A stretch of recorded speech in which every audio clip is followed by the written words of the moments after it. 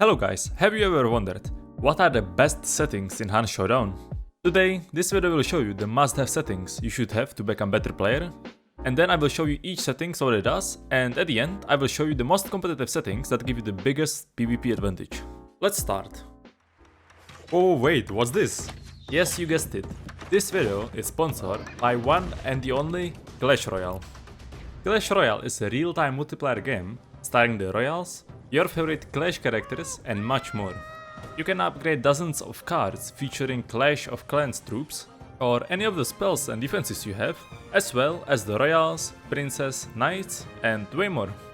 The goal of this game is to destroy the towers of the enemy king and princess to win the trophies and the glory in the arena.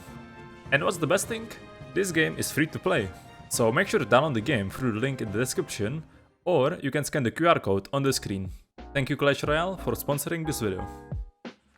Okay, so the first setting is if you go to options, you probably play Gunslinger. Gunslinger is the casual, most used control scheme, but there is one mistake that a lot of people leave on that you should definitely change. So do you see every time I start to sprint, the screen moves? Well, you can disable this if you go to settings, and here, shoulder aim field of view you put on default. If you enable this, as you can see you get more FOE, and every time you sprint, your screen doesn't change. Also, I recommend you at least use 100 FOV, but that's up to you, that's preference. The next must-have settings is if you scroll all the way down in the game settings. Here you can see auto interact. You should definitely have this enabled, because if you have it enabled, it's gonna be way easier to pick up arrows, pick up throwing axes, throwing knives, and also open all doors or dauntless a nade. What it does is basically if you hold F, your interact button, it will interact with all the objects that are in your range.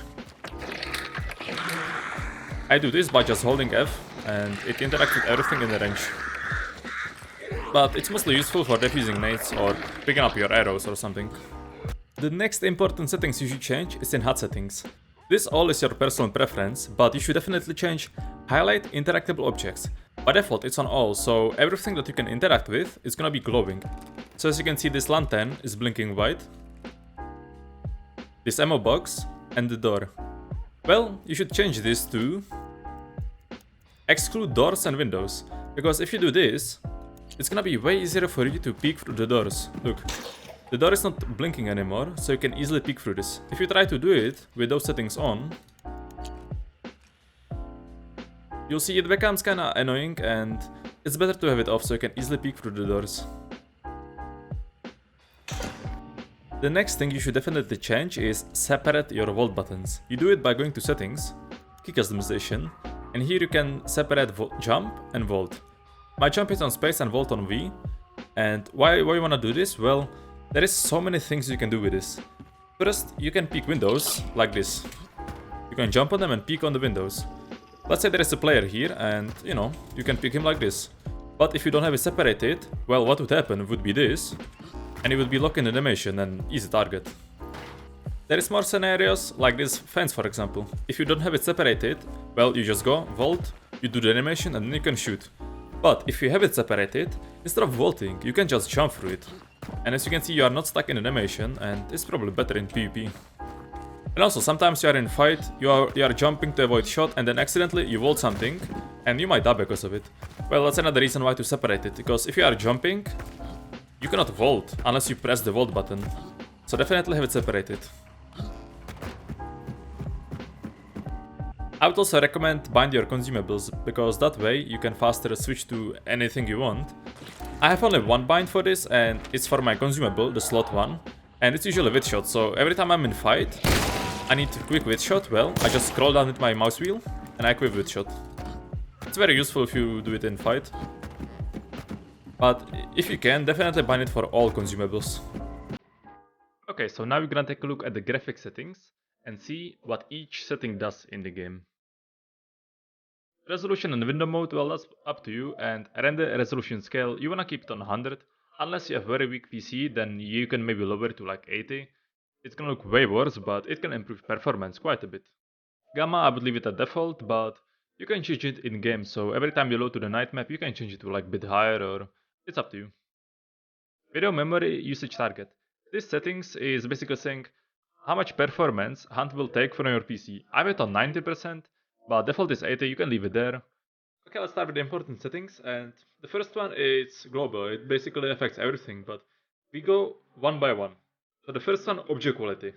This one is interesting because, as you can see on the screen, it affects rendering distance of pretty much everything except players.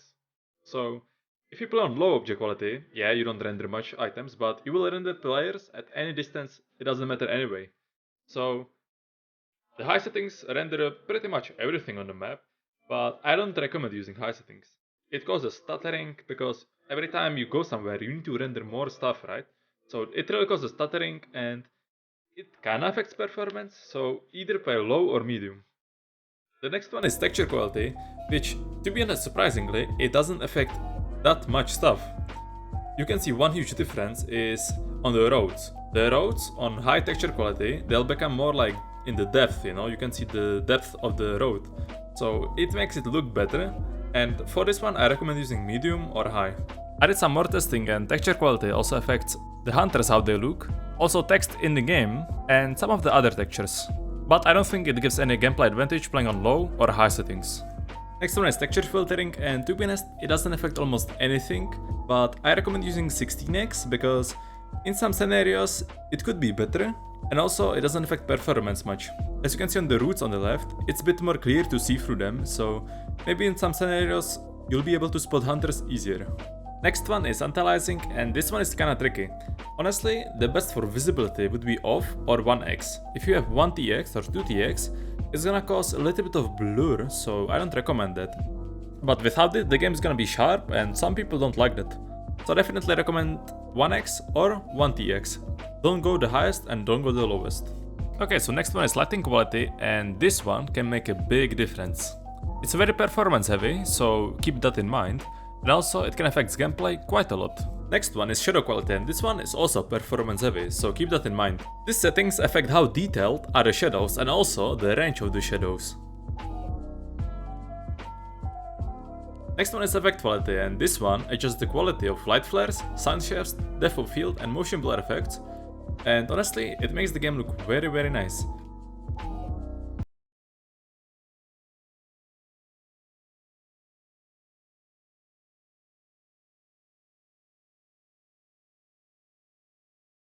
Next one is post-processing quality, and this one it says adjust the quality of post-processing effects such as HDR. And I thought this setting does nothing, but actually later on, while taking these screenshots, I find out those settings are actually very important if you wanna spot people easier, because it makes everything brighter, more clean to see. But it also affects dark side, so if you have it on off, you cannot see much in the dark side. But if you have it at least on low, you can see way easier.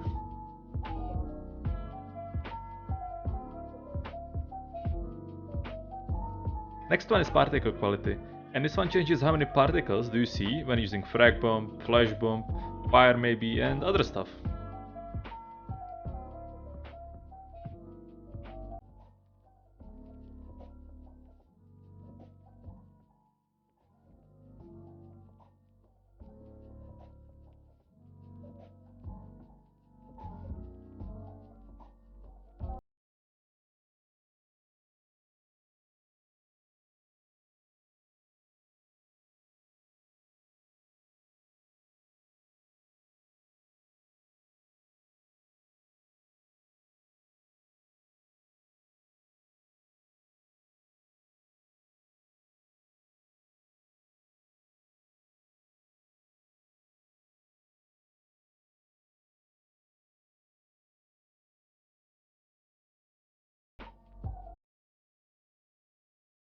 And if you look at advanced settings, it's a bit more complicated because no matter how hard I tried, I couldn't see any difference in performance or quality. So I'm not even gonna show comparison because there is really nothing, and it's gonna be the best to turn them all off.